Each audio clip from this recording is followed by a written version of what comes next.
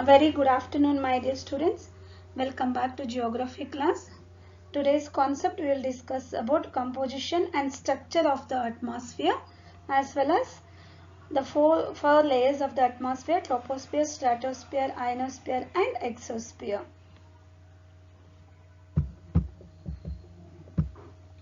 Composition of the atmosphere. The atmosphere is a mixture of many gases and tiny solid particles. A clean, dry sample of air is made up of 78% of nitrogen and 21% of oxygen. Oxygen gas helps in burning and breathing. Without breathing oxygen, most living things cannot survive. Nitrogen is the colorless inert gas and has no taste or smell. It dilutes the oxygen and slows down the process of oxidation. It is essential for all living things, but they cannot use it directly from the atmosphere. Plants obtain it from the soil and animals obtain nitrogen by eating plants or other animals. These gases are responsible for life on the earth. However, they are insignificant with respect to the weather phenomena.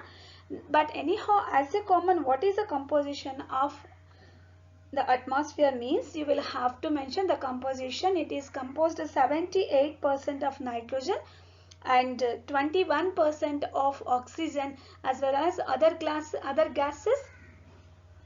All the other gases composed with 1%. This is the composition of the atmosphere. Already you have been learned about this in the previous classes.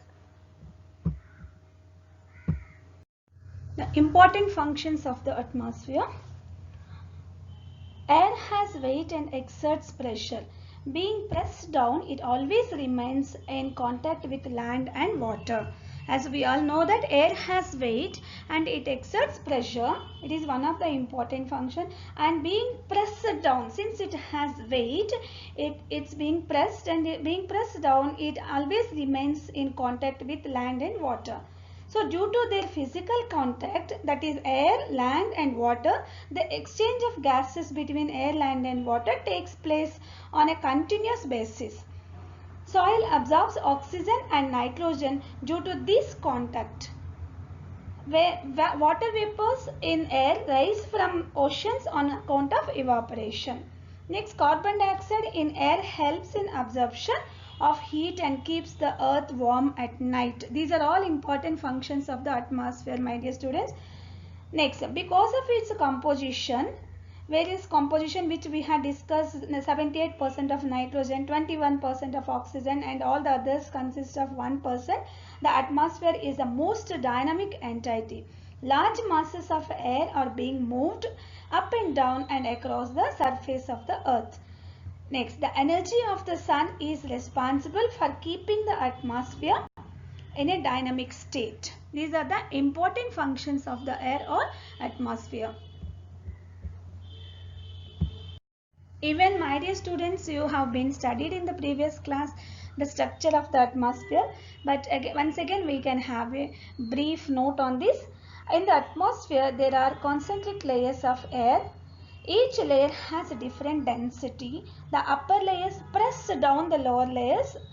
Next, so the air of the lower layer is always heavier or denser, while the upper layers are thinner or less dense. All these things we have been learned in the previous class, right? In this way, about 90% of the mass of air lies within a height of about 20 kilometers from the surface of the earth. This also, whether do you remember, 90% of air concentrates within the 20 kilometers from the surface of the earth. That means almost most of the air is concentrated. 75% of the air is concentrated in the first layer, that is troposphere, and little bit in the stratosphere. On the basis of the characteristics of temperature and air pressure, there exist four thermal layers of the atmosphere. They are troposphere, stratosphere, mesosphere and thermosphere. The thermosphere, again, it is divided into ionosphere and exosphere. Now we will discuss about each and every layer of this atmosphere. First one, we will move on to troposphere. My dear students, for each and every layer you will have to learn about extension of each layer from the earth surface as well as its characteristics. You can write 3 to 4 points as characteristics and extension you will have to write. First one, the troposphere. The troposphere is the lowermost and densest layer. Its height varies from 18 kilometers at the equator to 8 kilometers at the poles. Because at the equator it bulges and near the poles it is flattened. So this layer varies from the earth surface in different ways. From the equator it is 18 kilometers and from the poles it extends till 8 kilometers. Next, what are the characteristics of troposphere? 75% of the atmosphere is found in the troposphere and its concentration decreases as we go higher from the ground level. Next, second characteristic, the troposphere is also characterized by regular decrease in temperature with altitude. Regular decrease in the temperature. As we move higher altitude, the temperature decreases. This concept also have been learnt in the previous classes. As we move higher altitude, the temperature decreases. Especially in the troposphere, it happens in a regular decrease. That is, for each 1 degree of, for 165 meters, there will be a decrease in the altitude of 1 degree Celsius, a decrease in the temperature of 1 degree Celsius. Once again, for each 165 meters height, 1 degree Celsius of temperature decreases. This is known as normal lapse rate. Once again, I'll tell you, the decrease in temperature is known as the normal lapse rate. The normal lapse rate means the average decrease is 1 degree Celsius for every 165 meters, my dear students. In the most of the books it is mentioned as 165 meters altitude gained. So there is a decrease, average decrease is 1 degree Celsius for every 165 meters of altitude. This temperature variation within the troposphere is responsible for many turbulences.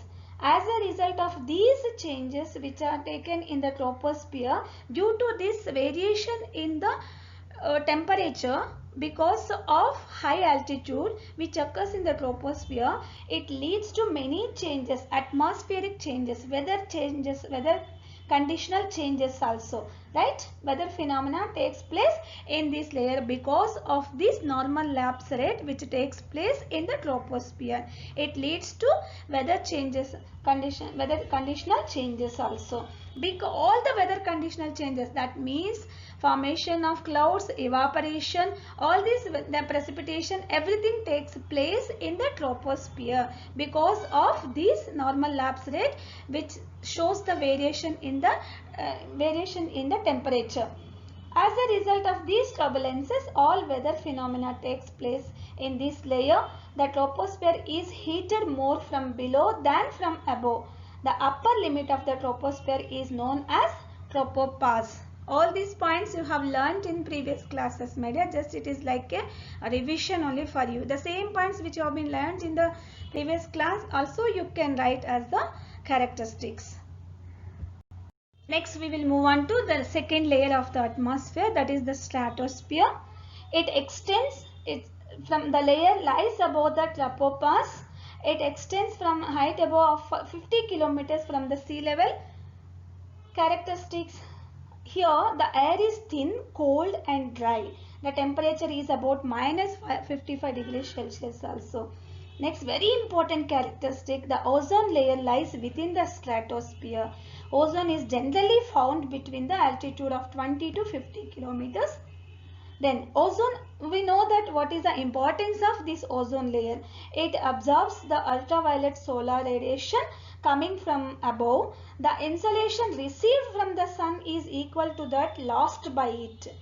That is why the temperature of the layer is constant. In this layer, the temperature is constant. There is no much more variation like the troposphere which happens. In the troposphere, there is a much more variation in the temperature. But here, how much ever absorbed the insolation by the sun, it will be loose in this layer. In the same way, it gets lost also. So it maintains the balanced temperature as equable temperature. I hope you understood, right? So in this layer, the temperature is constant. There is no much more variation in the temperature.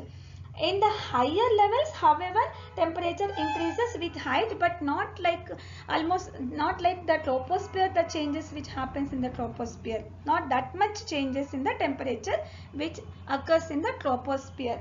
Here almost we can say temperature is constant.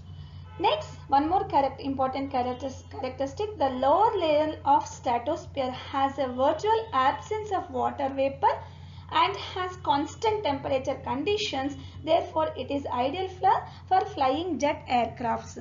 As we have discussed that almost all the weather conditional changes takes place in the first layer in the troposphere. In the stratosphere, there won't be much more weather changes and absence of water vapor, and the temperature is constant. Because of all these reasons, it is favorable, ideal for flying jet aircraft.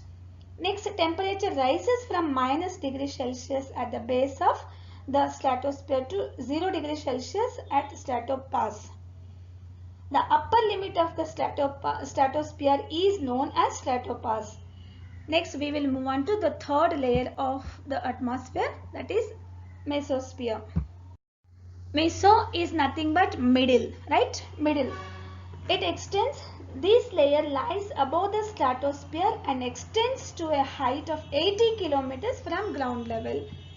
Characteristics: the temperature in this layer decreases with the height and reaches a minimum of -110°C. That is why this layer is known as coldest layer of the atmosphere, as you have already learned in the smaller classes, right? It may reaches minimum of -110°C at the altitude of about 80 kilometers near the mesopass to the upper limit of this layer.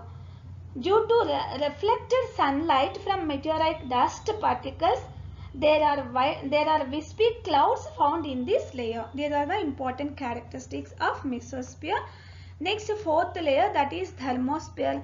It extends from mesopass and consists of two layers. Thermosphere again subdivided as two layers, that is ionosphere and exosphere.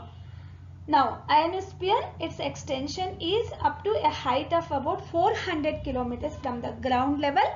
Next, characteristics of ionosphere. Ionosphere contains electrically charged particles called ions, which create a sheet-like display of light known as aurora borealis in the northern hemisphere and aurora australis in the southern hemisphere.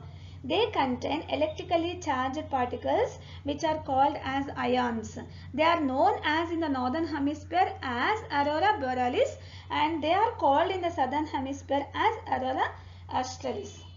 The same electrically charged particles which are called as ions. So what is the importance of these ions? Ions reflect radio waves back to the Earth's surface. This enables us to have wireless communication.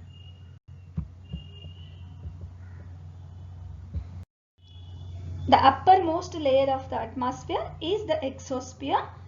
It lies between 400 kilometers to 1500 kilometers above the Earth. So what are the characteristics of this exosphere? It merges gradually with interplanetary space.